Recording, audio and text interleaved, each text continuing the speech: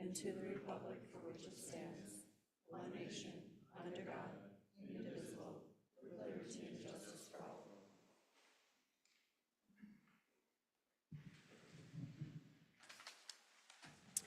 All right, Council, we have an agenda before you this evening. I would propose an amendment to the agenda. I would like to add a quick item under 7H, under our action agenda, and that would be to add a city administrator search update and related action to the agenda, again, under 7H.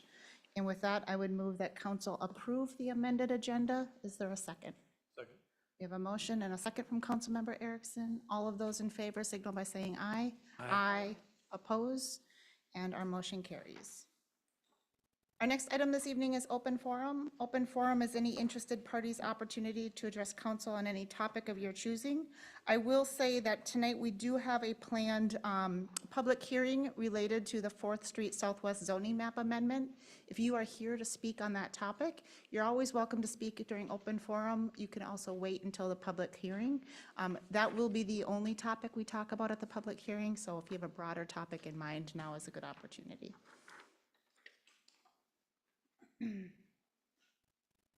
You.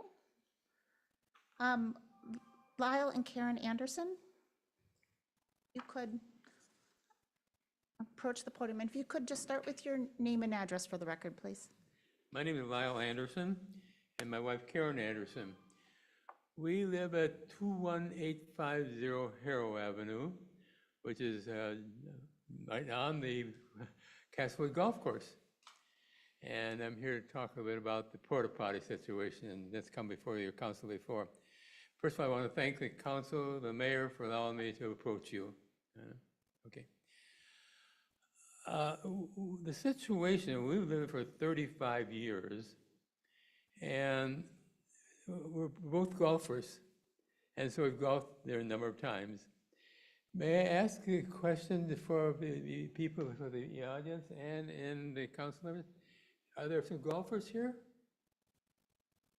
Well, thank you. Oh, I'm going to have to explain some things then, which I'll be glad to do. The situation apparently is the porta potty situation. And we've lived there, like I mentioned before, all these years. And as far as we can recall, that porta potty where it was at has stood there for a number of years.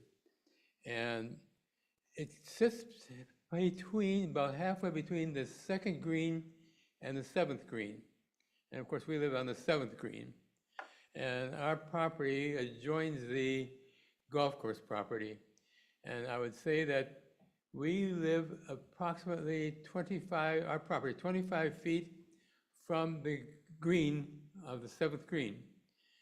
And our house sits another 20 feet approximately off the property line, but we face the west, excuse me, the house faces east. We have a sunroom that faces west on our house, and so we have a pretty clear view of that golf course. And I will start by saying that we're unhappy with what's being planned for the removal of the porta potty. Right before that, porta potty sat right between the 2nd green and the 7th green and was out of the way. I've yet to hear or see anybody get hit by a flying ball there. Not saying it hasn't, but it may have, but not to my knowledge. Anyway, the 7th green lies about uphill, just a slight uphill, the whole fairway. And right before the green, there is a sand trap, a large sand trap. And naturally, a lot of times people land in the sand trap. And the problem we see is that not so much the sand trap, but the people who are hitting onto the 7th green, and they're hitting uphill. They can't see the green itself. They can know where it's about, but they can't see the green itself.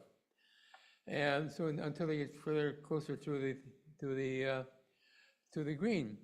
But what happens is that people, the long ball hitters, will hit from the bottom of that knoll, and that probably is a good, I'm guessing a couple of blocks probably to the green.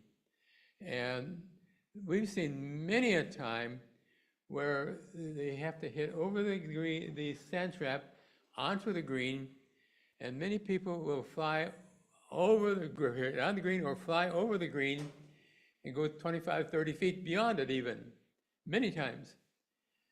The problem we have here with this porta potty situation, that porta potty would be located about 30 feet beyond to the east of that green. And what we're facing here is that people from the second green and the seventh green use that porta potty. And it was lying right between the two greens. And so it's really, there's some trees around the nearby that give us some protection. Now, what we have is a big oak tree right behind the seventh green. That, as I understand, is scheduled to come down. It's got a yellow markings around it to be or whatever. Anyway, what happens and what's going to happen is that not everybody has a golf cart. Remember, there's a number of people who walk the course just for exercise and, of course, play golf. And so they don't have the ability, a lot of them, to go from that second green now with the new porta potty location and go behind that seventh green. And remember, that porta potty now is only about 30, 35 feet behind to the east of that green. Now, I don't say that the people are going to hit that porta potty, but they come darn close to it, I can tell you that. We've seen that many times, so it'll hit that far over. And it's hazardous because of the fact that the people from the second green now will have to walk behind the second green and over past to the seventh green and to the porta potty. So they're going to be, that situation, they're going to be right in line with the people who hit that ball up onto that green. And it's hazardous, it's going to be hazardous with people walking behind it to go to the porta potty. And I'm kind of concerned about that. And I've confronted most of my neighbors about this, and there's 5 of us who face that fairway on the golf course. So they see that porta potty. They could see the one before, but it was in the trees. Now it's going to be wide open. There's nothing, I understand that might be some bushes, whatever, added to that around it once it gets finished. I don't know that. I've only heard that. My concern is that people, from where we have that sunroom, we can see that porta potty. And we're not too anxious to see that, and I mean, from our view. And I'm kind of concerned is that porta potty where it's located now will certainly probably decrease the value of our home over time. I'm sure that it will, because nobody want to have a porta potty that close to their house like we do. So we're concerned about that. And I'm not sure, where the council stands on this, but I'd like you to take consideration of maybe going back and putting that porta potty in between the second green and the seventh green, right in the middle in between, right where it was before. Just move it back. They might have to, in the move, they got damaged that there's a shelter around it, a wooden shelter around that porta potty. And I noticed here just the other day because I took a walk over there, and the shelter around it has been damaged, and I'm sure it's because of how they moving the porta potty out of there to begin with. So I'd like to have to take this consideration and make the council aware of what's going on there. And I hope you will consider the fact that moving that porta potty back to where it was. I'd appreciate that. My neighbors would appreciate that as well. Thank you for allowing me to address you this evening. For sure. Thank you. Next on open forum this evening, Neil Will. Good evening. Good evening. The reason I'm here is last s- Thursday. Could you start with your Oh, yeah, I'm name and sorry. address for the Neil Will, record? 20560 George Avenue North, Forest Lake. The reason I'm here is last Thursday, the 7th, around 3 o'clock, we had a large police presence that came into the neighborhood, both local and sheriff. And as we were watching this from our window right across the street, it was the house next to the one across, so we couldn't really see what was going on there. But a police officer walked across our neighbor's yard with a assault rifle and crouched down by their garbage cans and was watching that house. So the problem that I have is that nobody went to the houses to say, stay in your house. There was 2 children in that house, and I called them and said, go in the basement. I don't know what's going on. There were at least 10 police cars that were in that area. There were people coming home from work, driving right by.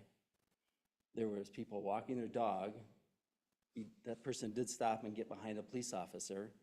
There was a UPS truck that came and delivered a package to the house across the street with a police officer right there with a rifle.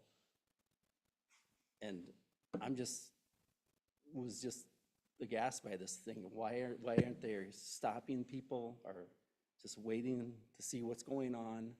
Maybe it ended up being nothing, but just to have that, people walking right by with some officer with a weapon drawn, just did not seem right to me. So. Thank you.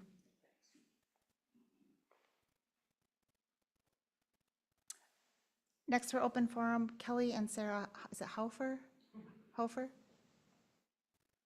Help me with your last name. What's that? Help me with your last It's name. Hoofer. Hoofer, thank you. So I'm Kelly Hoofer. This is my wife, Sarah Hoofer, 56 4th Street Southwest. Thank you. And we're here for the rezoning map, I guess. Excellent. Yep. I guess that's all I had. Thank you. And you're welcome. If you have comments you'd like to address council now, you're welcome to now. Otherwise, if you want to during that public hearing, we're happy Yeah, if to hear something from comes you up, then. we'll just. Excellent, very good. Thank Thank you. you. We're glad you're here. And next for open forum, Jeff Klein.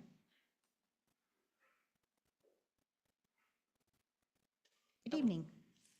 I mostly came just to say thanks to Sam and Mara for, Jeff Klein, 22710, Ideal Avenue North.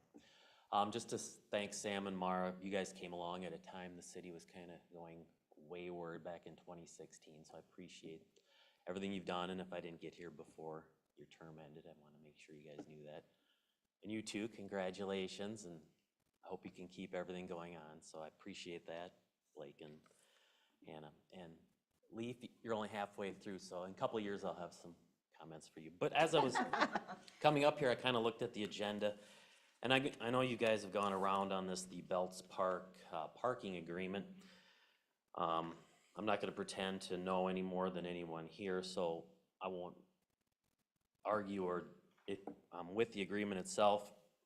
I was just curious. I came across, $5,500 a year, which is ironically exactly a 1 year worth of city council stipend, so that was ironic. But if you extrapolate that out, that'd be like $16,500 for 3 years. So I don't know how much like class 5 gravel you can get for that and make some sort of temporary parking lot. Just a thought.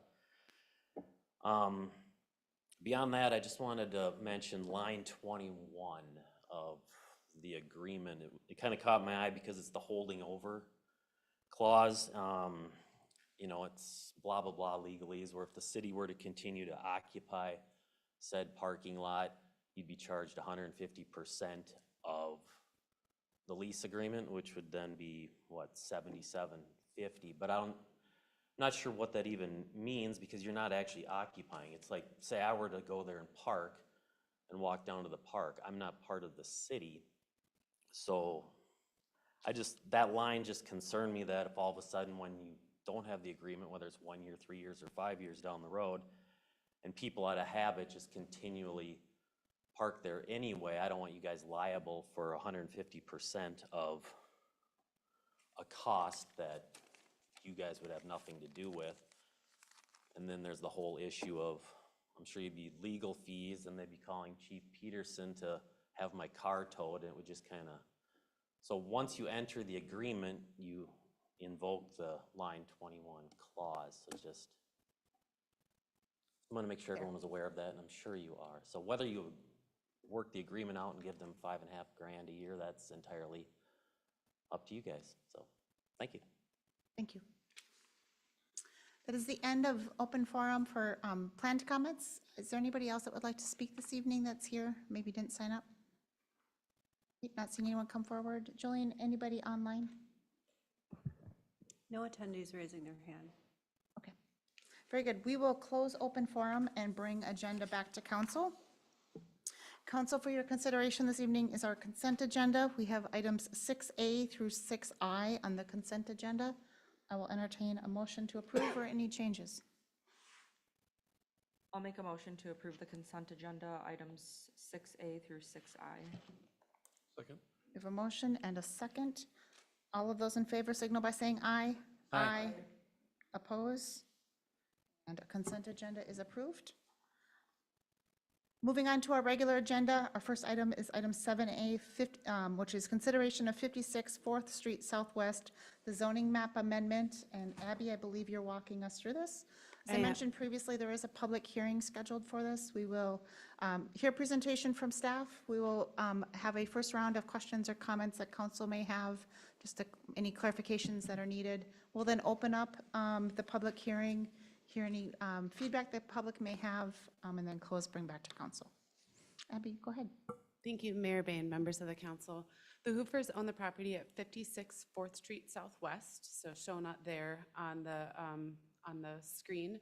And they're seeking to purchase some land from Forest Lake Christian Church at 420 Broadway Street West. So tonight you actually have two actions in front of you. One of them is a lot line adjustment. So essentially moving the Hoofers north property line just to the north side of the garage access in this location. One thing that has triggered then the second action is the property that the church is on is zoned B1, the Broadway Business District, whereas the Hoofers own a mixed residential single-family district, very separate zoning districts. So changing that line, we do actually need to rezone this portion, that south 41 feet of that property that the church owns. So tonight in front of you is two actions. One is consideration of the lot line adjustment that would then combine the lot that the church sells to the Hoofers. And the second would be the zoning map amendment. Staff has reviewed this matter. The Planning Commission provided comment at their last meeting. Both bodies are recommending approval of both actions. So tonight for your consideration are two motions. One would be the resolution 11-12-2402, which would be that lot adjustment in combination. And then a second motion of to approve ordinance number 743, 743, approving zoning map amendment for 56 4th Street Southwest new addition. As Mr. Hoofer had indicated, they're here if you have any questions for them. Do you have any questions for me at the moment? Council, any questions for Abby? Seeing some head shake. All right, not having any immediate questions for Abby from council, let's open up the public hearing. And again, if you're here and would like to speak, you're welcome to do so. Nobody's obligated to speak. Applicants, your information has been very clear, so we're happy to hear any information you have, but you don't need to come and make a plea if you don't wish to. With that, let's open up public hearing. And is there anybody that would like to speak on this topic? Leave public hearing open for just a little bit here. And Jolene, I'll ask if there's anyone online that would like to speak in the public hearing. No, Mayor. Okay.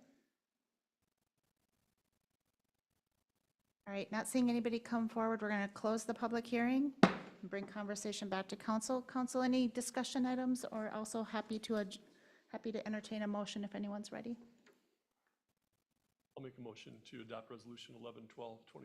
This resolution approves a proposed lot line adjustment and combination agreement for the property located at 56 4th Street Southwest. I'll second. We have a motion and a second. Any discussion? Hearing none, all those in favor signal by saying aye. Aye. Aye. Oppose? And motion carries. Next item, looks like we're ready. I'll make a motion to adopt ordinance 743. Is that the correct? Correct. 743. This ordinance amends the City of Forest Lake official zoning map, rezoning the 41-foot wide piece of property, transferred from the property located from 420 Broadway Avenue West to the property located at 56. Very good. There's a motion. Is there a second? Second. We have a motion and a second. Any discussion on this item? Hearing none, all of those in favor signal by saying aye. Aye. Oppose? And motion carries. All right. We are going to move on to our next item, which is consideration of ordinance 742, the nuisance tree ordinance. And Dave, I believe you are walking us through this. Yep, good evening, Mayor and Council. At our last workshop, we worked through this ordinance quite heavily. Basically looking for any or other additional comments or feedback and really looking for approval of this ordinance and resolution to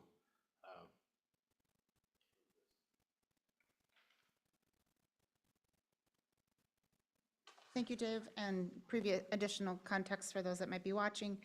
This was covered fairly extensively in a previous council meeting, so this is kind of this council's second time through this particular topic.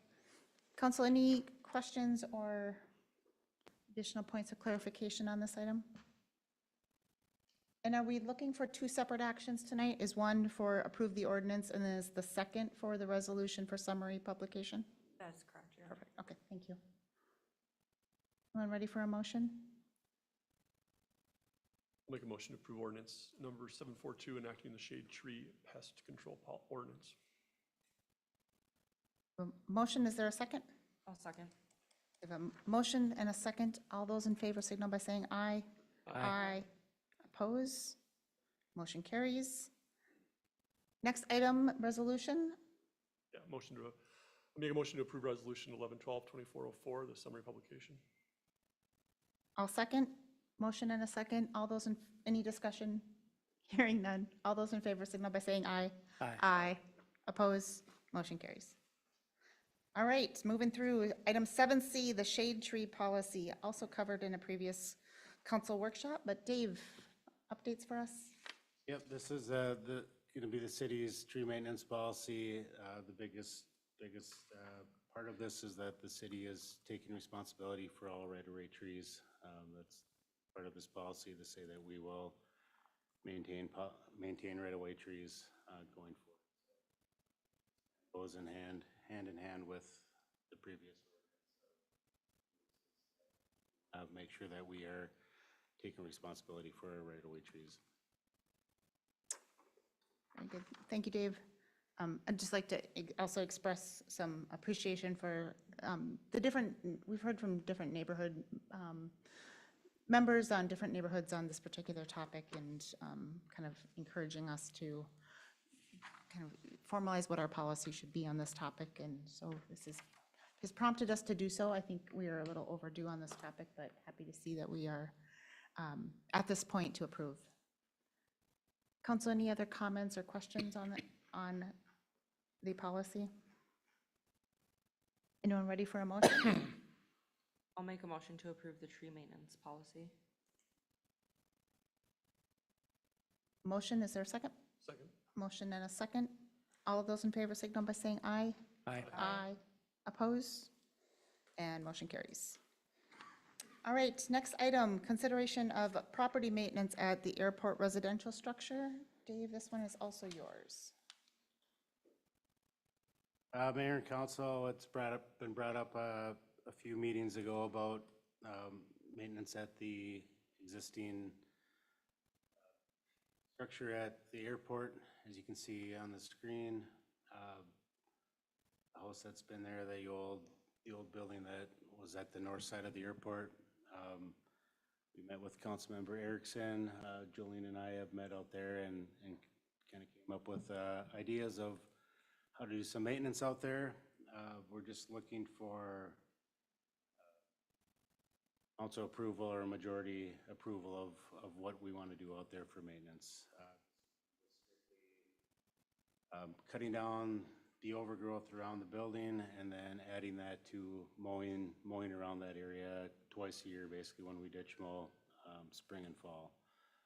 Doesn't touch the other buildings or anything off-site. I think that's probably an airport commission discussion at some point of full site, but just something along 97 to clean that up, so.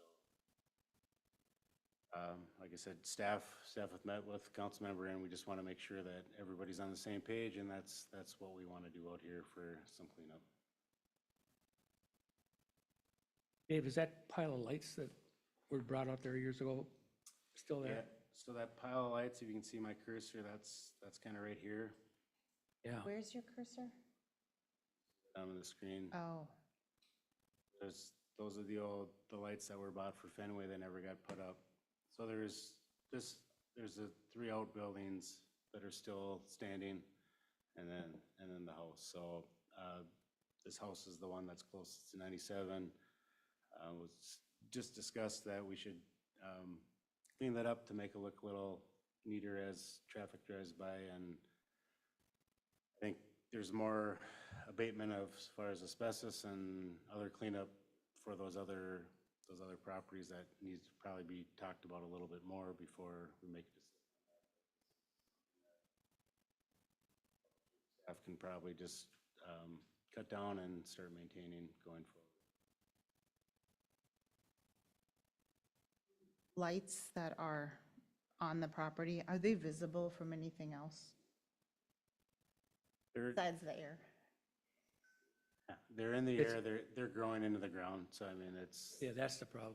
They've been there so long and they're completely worthless. I don't think anybody ever going to be able to use them. no. And we ended up with them over at the airport.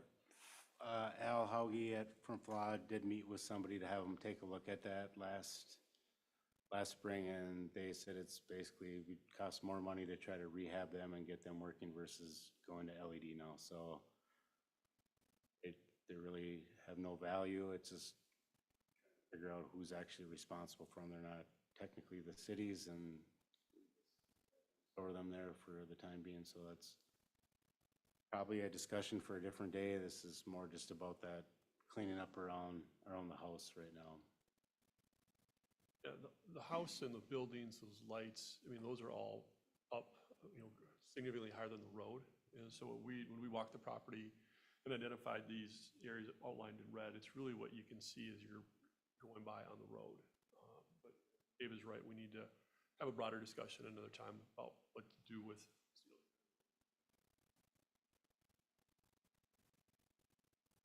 Seems to be a common sense, something we can do now. And then also, I think just the recognition that long-term, we need a better plan for what we should do with the structures, but that's a conversation for a different day and a different budget. It'd be something Public Works, at least the removals, could do over the winter, and then that would be something. Both sites that shuts down.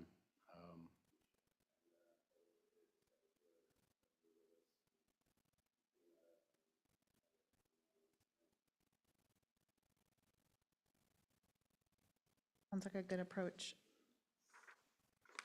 Any other discussion on this topic? I would move that council approve and that staff proceed with the property maintenance as presented by staff. Is there a second? I'll second. I'll take a second from Councilmember Valento. We have a motion and a second. Any additional discussion? Hearing none. All those in favor signal by saying aye. Aye. Aye. Oppose? And motion carries. Our next topic, screening at Castlewood. And Dave, I believe you're also covering for this one, Going. the Dave Show.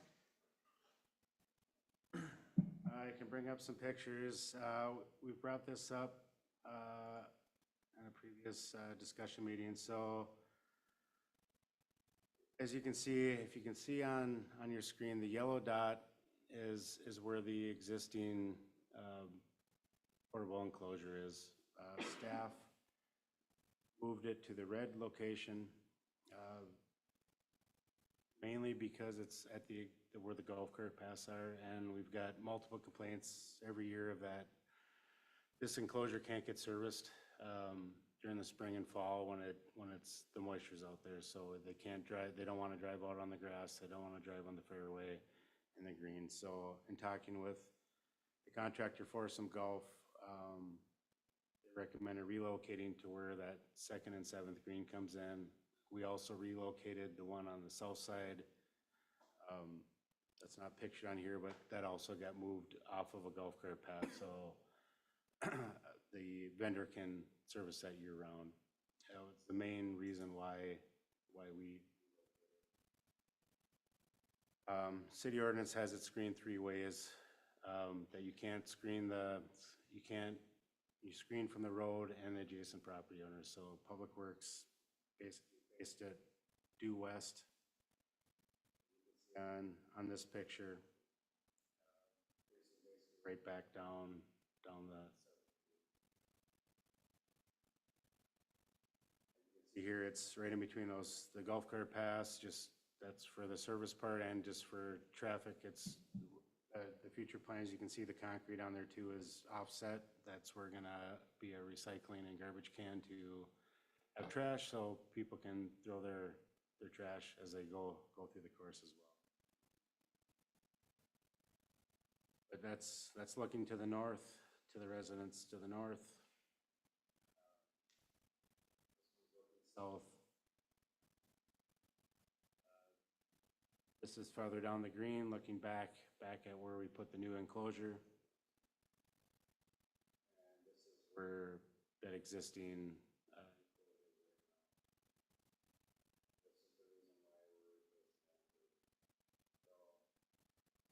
I think regardless of where we put it, I think we can all agree it needs to be repaired. Working with Force, and that's why we pick these spots, is to try to get them in a place to cut down on the complaints of maintenance year-round, and well, just in a better spot. I'm working with Force on that. There were these spots where the majority of traffic goes by with their carts and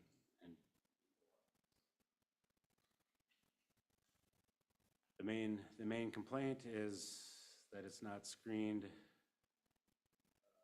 due west. This would be for code where we screen it from the street and on both adjacent sides. Something that we would need council action on to tell us on all 4 sides. Go back to the screen with the red and blue dot. So fairway is to the west, correct? Correct. Okay. Right now, the Door's facing down the blue line going to that property is the person that had said that it was facing directly. Not actually facing directly at them, it's facing due west. It's not. But is it almost facing directly at that sand trap? Correct, yep.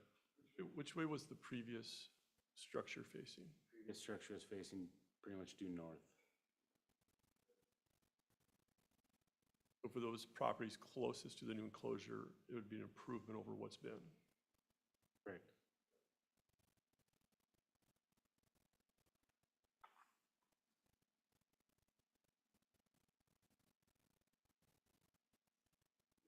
Where's the other one at, just out of reference? I mean, I can see it from the road, the old.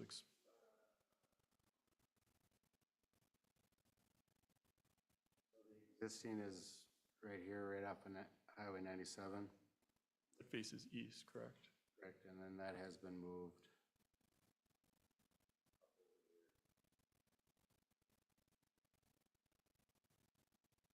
Well away from any residents. The access off this golf cart path to get there, because path here, and that's where they trouble in the spring and the fall to make it out there. And with the addition of the clubhouse that has full restrooms now that they don't, that one was, the one right here was there because there was no clubhouse there with bathrooms, so it's.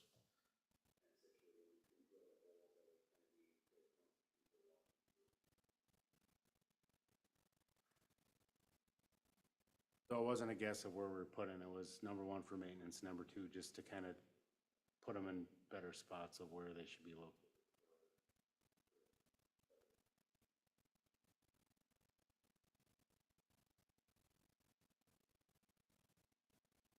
Council, other questions or thoughts on this particular topic?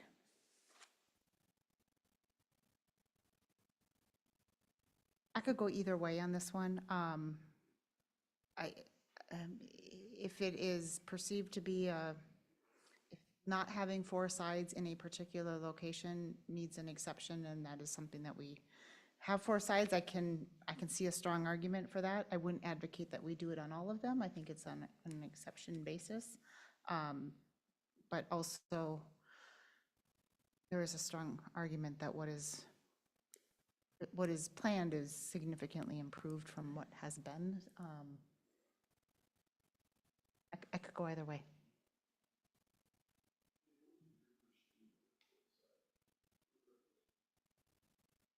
If we were to put a four screen, we'd have to measure out far enough that they could get a portable restroom out in the spring and fall, and probably put up a wall. Probably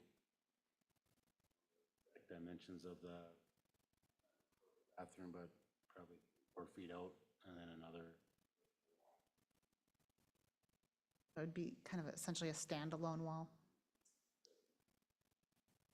You know, given the placement of it on the, directly behind that green, that may not be a bad idea, just for.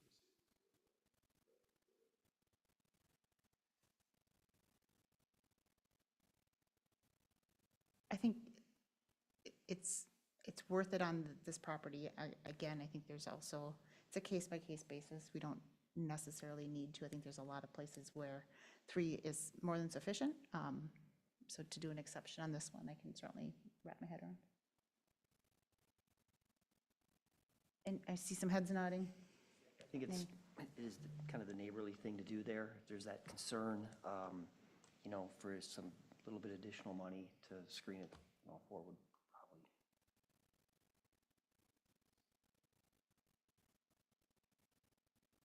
Everyone ready for a motion? We should probably do a motion for some official action.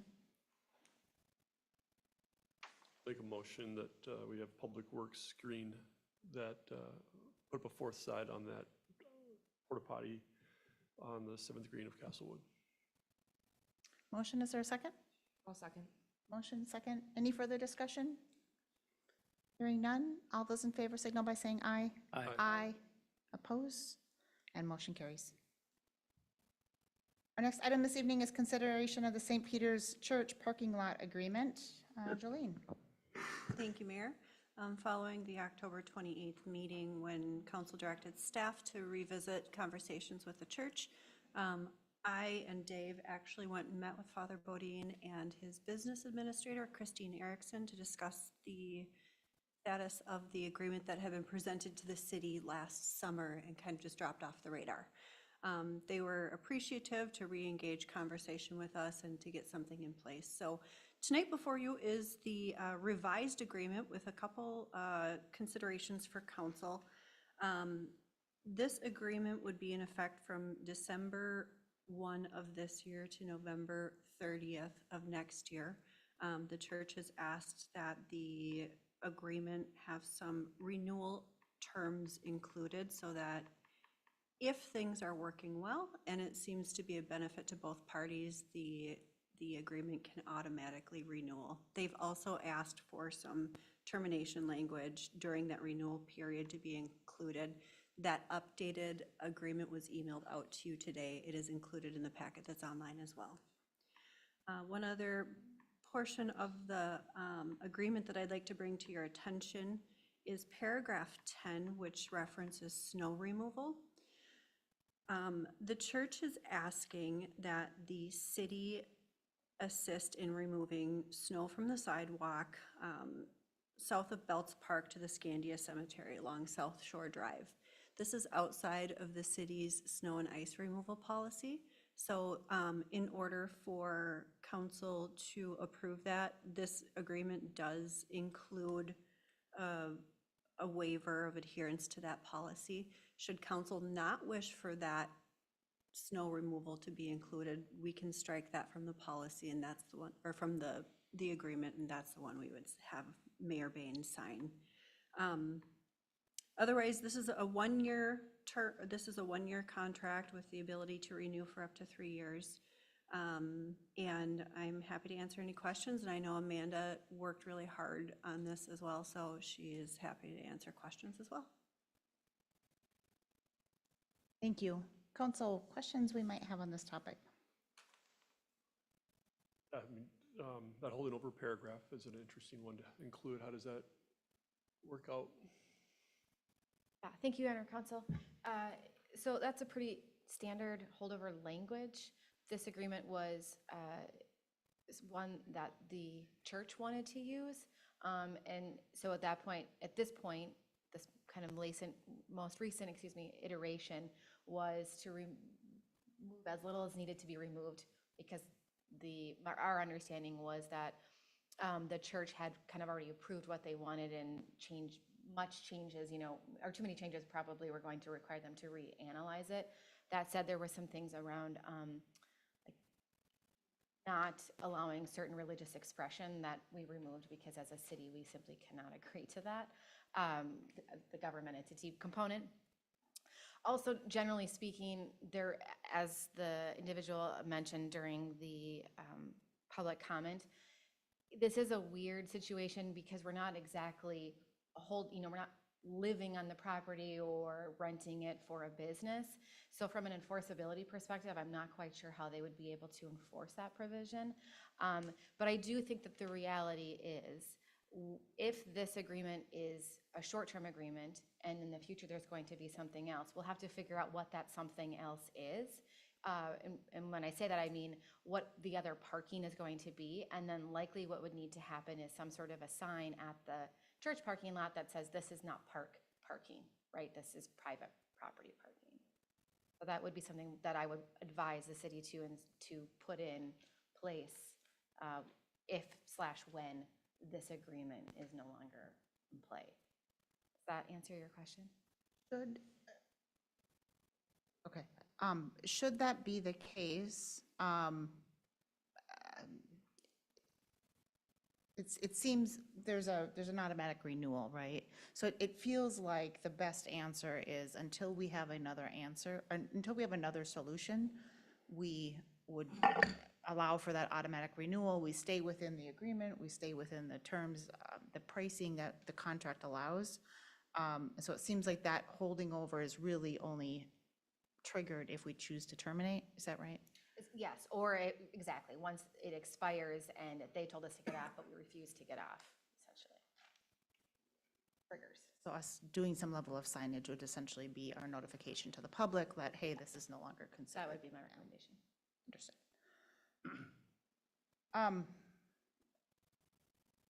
I'm comfortable with that holding over language in there. Again, it's, Yeah, with that explanation. our occupation is,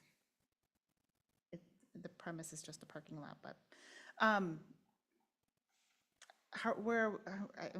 interested in council feedback on the plowing as proposed. Are we comfort level with the plowing language as proposed? I am, largely because, to my understanding, we're not actually needing to haul equipment there to accomplish that. It's done in the normal course of action on sidewalks adjoining it that are being cleared, and so there's not any extra expense, if you will, to transport equipment there to accommodate that, correct? Correct, yeah, it's just not following our policy of property owners maintaining their property, so that would be the offshoot of it. So if I understand, they maintain plowing of the parking lot that we're leasing, and they do that under their schedule, based on what fits with their schedule. Are we also able to plow so then if we are going to plow the sidewalk, are we able to do that within our schedule where equipment would be? This doesn't require us to change our scheduling at all, does it? The paragraph says it, with policies. Within our, so current policy. Or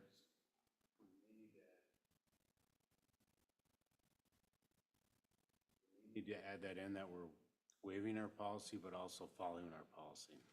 From a timeline perspective, Yeah, because we're gonna waive it that property owners are responsible to do it, but we're also say that we're gonna follow our policy that we sidewalks and trails with a 2-inch trailer.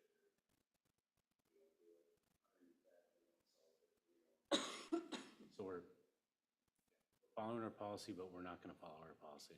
I can appreciate as a church and a school, that might not meet the requirements. And so I'm comfortable with us plowing in the sequence that we would plow it for our purposes. But I'm hesitant, that may not always meet the requirements and meet their timing. And I think I just want them to be aware of that. Yep, so if we get an inch of snow on a Saturday night, we will not be plowing it Sunday morning. That is right. That's maybe, and that, it's a church, that will happen. Okay. And, and also to that point, snowfall happens, you have a sequence on snow removal, that sequence may not mean that we're moving equipment over to get everything plowed prior to church. I just think there's that component as well, that want to make sure that the expectations are correct. Our policy for removal of sidewalks within 48 hours of a snowfall. Typically get that done with, same as a snowplow, but snows on Saturday night, we get 6 inches. Policy says we don't have to have it removed till Monday morning. How much extra time do you think it's gonna be on that sidewalk alone? Say you get 4 inches of snow. About Councilman Erickson's point, we plow down South Shore and then we back up after the cemetery. So driving past it, we're just following our policy that we don't. Okay. Like any other sidewalk or property owner, we skip over that if it's not ours. Time-wise, you'll be okay then? Okay. You feel that the church is clear? I just feel like once we're obligated to do the service, I'm concerned we're obligated to meet a timeline of that we are rushing resources to meet 8 a.m. mass on Sunday, and that may not happen. And that's a discussion too, even, well, I think our workshop conversation next week is snow removals is, we have a policy, and if we change the policy, then that's a whole nother policy change. So it's gonna be difficult if we, certain spots that are different depths or different times or different responsibilities, and it's gonna affect staffing, and that's the tough part is what we do is what we do with removing snow off of streets and sidewalks and all that. And if we change that for certain spots, it's gonna be difficult to change that. Or that, whatever that service we wanna do is difficult. So we'd hope that we didn't have to make different zones for different plowing, because if we don't come and plow the street, but we're clearing a sidewalk, is gonna be a hard one to explain to people. Your conversation with the father, did you get the sense that they were asking for a different level of service than what's already being delivered on the adjoining sidewalks? I had sent them our snow and ice control policy back in June or July when they were first asking about that. I didn't receive comment back about that was enough or not, or too much or anything, so I don't think that didn't meet what, but I think we just always spelled out that we're going against their policy. We probably should spell out that we're going against their policy, but we still have to follow our policy, because it's Bold that letters. part. Because it'd be very difficult to taking out chunks of areas that we have to maintain differently than we may. Yeah, absolutely. In my conversations with them, I never got the sense that they were looking for anything different than, I mean, just kind of calling out the fact that we plow a sidewalk, we drive off the sidewalk, drive past and get back on. And they're like, why? So I didn't ever get the sense that they're looking for a higher level of service. And Mayor, if I may, I think when we met with them, Father referenced a couple times that just his concern was that it's a safe route to school according to their safe route to school grant that they've engaged in with the school district. So really, it's more concern for the students on the weekdays who are walking to school. I didn't get a sense from them that they had any concerns related to Sunday Mass. So they didn't give us the sense that they expected any special treatment. It was truly to what Councilmember Erickson was referencing. It's the just hopping over. It seems to make sense that the city would just continue on. I'm comfortable with us passing this tonight. I think maybe in the handing off to them for approval, just having that conversation and clarification again is just important, because easier to set that expectation now than in the future if there is some misunderstanding, and just kind of an emphasis on what the service level can be. Maybe reached a common sense answer, so. I do have to say that I'd approve this agreement tonight, but I think $5,500 to use a parking lot for a park next door. There could be worse things located next to a church. I think it's a park. And so I think $5,500 is a little bit steep of an asking price on top of the request for a snow removal. But as long as it's following our policy in the sense of it's the 2 inches every 48 hours, that makes me feel a little bit more comfortable with the snow removal. But I do think it's a steep price. I think also, to Councilmember Valento's point, it is part of the, at what point do we do something broader with parking, which was part of our previous conversation, and we do need, once that park design is a little further along, we do need to come back to what is an answer here, long-term. So as far as the price, I understand the angst there, but, we've been utilizing this for 30 or 40 years and not paying anything. So I look at it as a long, going back and paying back for previous years of using this. So I'm comfortable with it, knowing that hopefully it is likely a short-term situation. We do have some parking in the park when it's fully built out. Everyone ready for a motion? I'll make a motion that we approve the real estate lease with St. Peter's Church as discussed this evening. Motion, is there a second? Second. Motion and a second, and any further discussion? Hearing none, all those in favor signal by saying aye. Aye. Aye. Oppose? And motion carries. Our next item this evening is item 7G, which is consideration of resolution 11/12/2401, which is accepting donation from the Schwartz family. And I would move that council approve said resolution with gratitude. Is there a second? I'll second. We have a motion and a second. All of those in favor signal by saying aye. Aye. Aye. Oppose? And motion carries. Our next item is the new item that was added was item 7H, update on the city administrator search and related actions. And I believe, Amanda, you're taking this. Yes, thank you, Your Honor, Council. So two items. One is an update that the Thursday second interview with Mr. Metcalf has been canceled. So that is not going to be moving forward. That information has been shared with him, and the city wishes him all the best in finding future employment. But at this point, just didn't feel like it was a good fit based on some additional information that council received over the course of the last week. Just confirming that everybody on council knows that and is good with that. Seeing some head nods, we're good there. The second item is I'm asking council to consider taking action tonight on creating a council committee of 2 members who would be the council committee for city administrator logistics, essentially.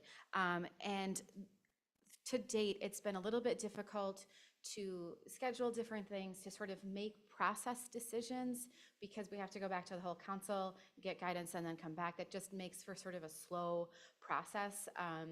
And so what I'm looking for is, if council is comfortable, I'm asking council to have 2 members on the committee, because that's less than a quorum, who could work with myself and Carl, the recruiter, to kind of give us guidance and give us direction on the behind-the-scenes things that need to happen. Ultimately, the final decision on a city administrator will absolutely still come before council, and the full council has to vote on that. So this is sort of the back, all of the making of the sausage that has to happen. At this point, based on the election, I would suggest for council that it would be Councilmember Roberts and Councilmember Valenta on the committee, just based on, you know, what we're going to look like in January. And I stand for questions or clarifications about what I'm asking for. Otherwise, I'd be looking for a motion from council to approve the subcommittee, to empower the subcommittee, and then appoint those 2 members to the subcommittee. Thank you, Amanda. Questions for Amanda? Anything? I just want to chime in on kind of the importance of putting together this subcommittee. Last week, we found ourselves in a situation that was moving rather quickly. Councilmember Erickson and myself, in our role on the interim admin committee, kind of found ourselves in a meeting with receiving information quickly and needing to make some decisions of what was next. And without that committee being in place and without that authority, I felt it necessary that we call an emergency meeting, which we were able to do, and get everyone together and in the same room, and let's have some discussion and make some decisions. That happened one day. That's not something we want to happen routinely, and we are in a situation where things can move quickly and things are rapidly developing. And so just having those 2 people named, I think, is really important. I think having our next mayor in that seat naturally makes sense. Councilmember Valento becomes senior council member with seniority. I think that also makes sense. And so I'm happy to support this evening, but also open to feedback. All right. With that, I would move that council create a subcommittee for the city administrator search of Councilmember Roberts and Councilmember Valento. Is there a second? I'll second it. A motion and a second. Any further discussion? Hearing none, all those in favor signal by saying aye. Aye. Aye. Oppose? And motion carries. All right. That brings us to the end of our planned action agenda this evening. We do have a couple of discussion topics on the agenda that we will be talking about. Just a note for anybody that's in the room or listening online, this is more of a workshop format, informal format of council. Anything that we talk about in this section that requires official action will come back before council at a future meeting. And with that, let's talk about the budget survey results and a recap of tonight's open house.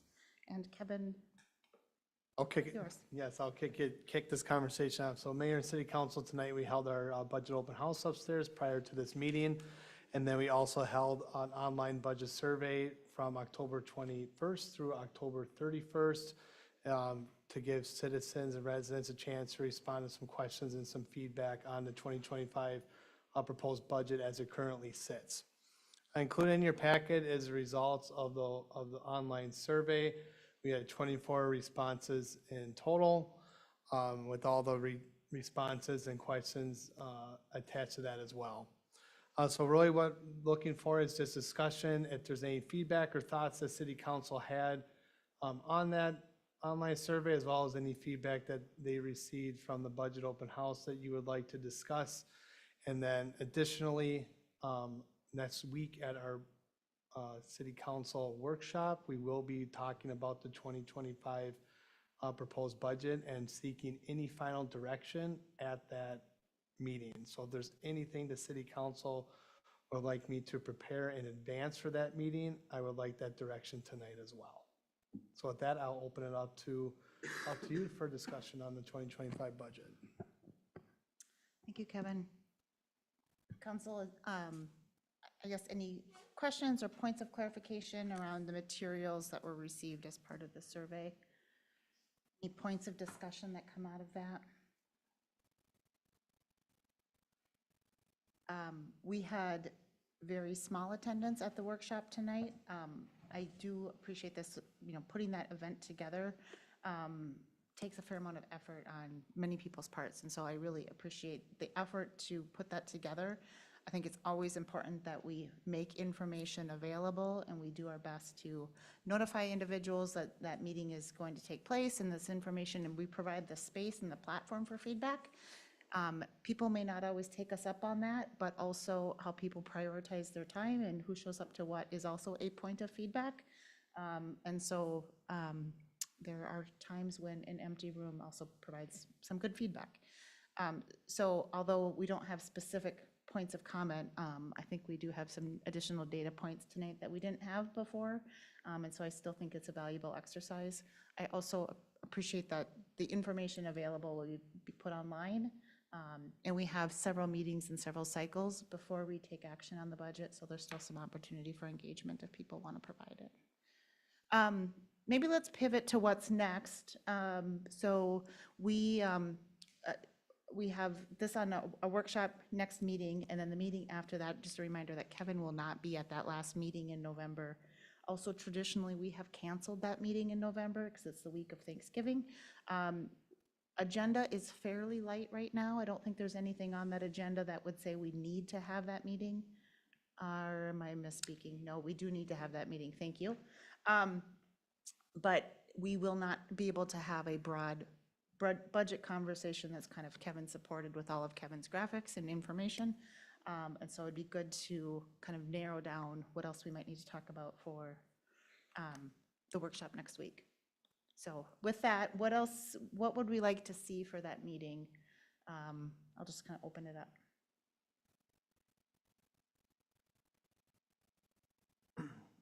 So for me, I think just the next subject here on what Fire or Chief Newman's going to mention might play into some more questions on this budget.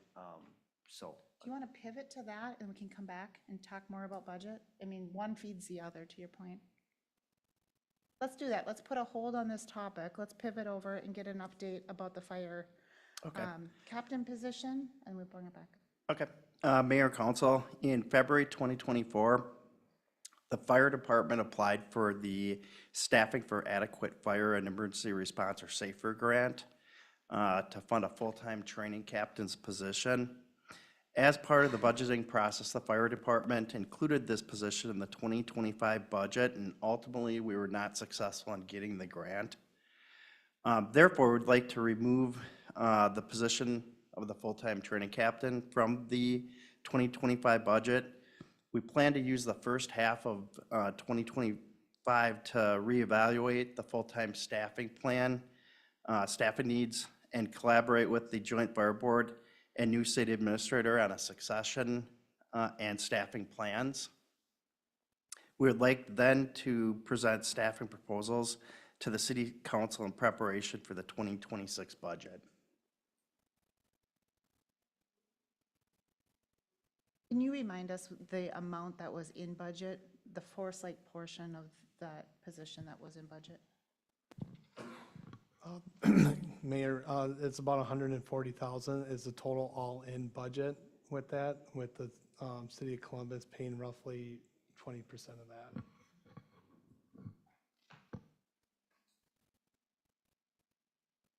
So is there a staff recommendation? So if budget is coming out, is there a staff, or if that request is coming off the table, is there a staff recommendation for those funds around reallocation or reduce the levy? Is there? Mayor and City Council, as you're aware with some of our conversations in closed session, there's some open items out there that you're well aware of that I do not feel is appropriate to discuss, as those are currently in negotiation right now, where some of that might end up. So knowing where we're at with those negotiations and what Chief Newman is saying with this position, that's all I would like to say right now.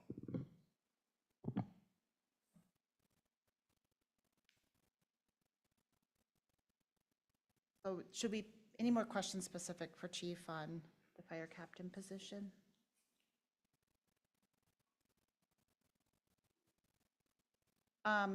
So back to information to be presented or talked through.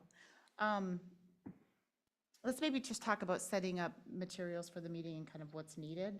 I think that packet should include the most recent breakout that council's made of what was passed for the preliminary levy. It has been a while since this group has walked through that. I think it's helpful to just have that to support the meeting.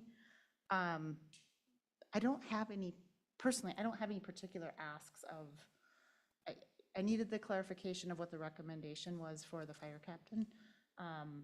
And I don't have anything else of specific breakouts that I particularly need in that discussion, but want to leave room if there's others. So the information that was provided at the workshop or the open house was very helpful even for myself to see it on a screen. So I'd asked Kevin to get that out to the council, and if we get that out to the public a little bit. After seeing that, I probably do have a couple questions that I would reach out to between now and Monday, on next Monday. Some questions on staffing and the different roles of specifically that EDA supervisor or whatever that title is. I noticed some code enforcement and some airport stuff that I don't recall seeing in the past. Maybe I missed that, but I'll probably have some follow-up questions of staff on that between now and Monday. Anything else? All right. I think we've covered it. Have some more conversations specific to the budget in our workshop. And certainly, council, as you think about things or questions you might have going into that workshop, the more advanced notice you can give Kevin and everybody to support that, the better. All right, let's move into staff updates. Or can I just, Okay, one please. thing going back to the fire cap Yeah. as well. I just want to show appreciation to the chief, to look backing down on that and realizing maybe a bigger picture thing and holding off years is prudent, so I appreciate that foresight. Do it right, agree. Staff updates? Celine, pick us up. No real updates tonight, just a note for folks who are online. We're having some issues with our video feed, and I've been in touch with LATV, and they're having some issues as well. So we'll be uploading a full video of tonight's meeting tomorrow when they have that completed. There is audio online tonight for the live feed, but the video is not working. Thank you. Abby? Just one update I think I've mentioned to you many times. Hometown Holidays, Friday, December 6th, Lakeside Memorial Park starts at 4:30 to 6:30, tree lighting at 6:45. We're still in need of volunteers for the event. You can sign up through the Chamber's website. And then we also do still have sponsorships available. We're about halfway to our goal. So just putting that out there, see if anybody wants to participate. And petting zoo, Santa Claus, vendors, bonfires, so it should be a good community event. Similar format to last year? Yep, almost identical, but Broader. a little bit of fine tuning some of the. Great event, good. Dave? Update. Chief Newman? No updates. All right, Chief Peterson? No updates. Amanda? Yes, Your Honor, Counsel, I apologize. I'm the reason you have to have the meeting on the 25th. Just a heads up, tomorrow I will be presenting the cannabis zoning ordinance to the Planning Commission, and then I will be bringing that to you all on the 25th for consideration. I wanted to give you an extra meeting December 9th in case there was changes that you wanted and we still had the ability to get those changes in before the end of the year, because I'm assuming that we won't be having the second meeting in December. So I apologize, but you will be hearing that from me. And then it's possible there will also be a 463 action related, a code enforcement matter on the 25th as well. So you're just gonna have to hear a lot of my voice next time, sorry. All right, let's start with council updates. We'll start with, or I'm sorry, no, Ryan, I almost missed you. Well, you just read my mind, Mayor. No update? No updates tonight. Any questions? Excellent. Kevin? No updates. See, I was just ahead of the game. All right, let's go back this way. Councilmember Erickson? No updates. Councilmember Husnick? No updates tonight. Councilmember Valento? So the Cable Commission's holiday party will be at the Forest Lake High School in the studio room at 5 p.m. on Friday, December 13th. So everyone is invited. Our meeting will be at 4, but just the socialization part Food and drink will be served at 5. So feel free to come. And then also, as requested to share, I'll read from the notice, and I'll leave it up here if anyone wants to see afterwards. So it says, please join the Forest Lake Police Department and AARP at the Forest Lake Senior Center for a presentation on fraud prevention. It's Thursday, November 21st at 2 p.m., again at the Senior Center. So please attend if you'd like to. That's it. Excellent. Very good. Councilmember Nothing this Roberts. evening. All right. Just a couple quick updates for me. First of all, congratulations to our newly electeds. Congratulations to Councilmember Roberts, Councilmember Valento, reelected to her seat. Also, newly elected Councilmember Larson will be seated here in January. So congratulations. Just excellent campaign overall, and I'm very excited for what is to come for the future. No other updates from me this evening, and that being our last item on the agenda, I will entertain a motion to adjourn. So moved. Second. Motion, is there a second? Yep. Councilmember Erickson for the second. All those in favor signal by saying aye. Aye. Oppose, and motion carries. Thank you all.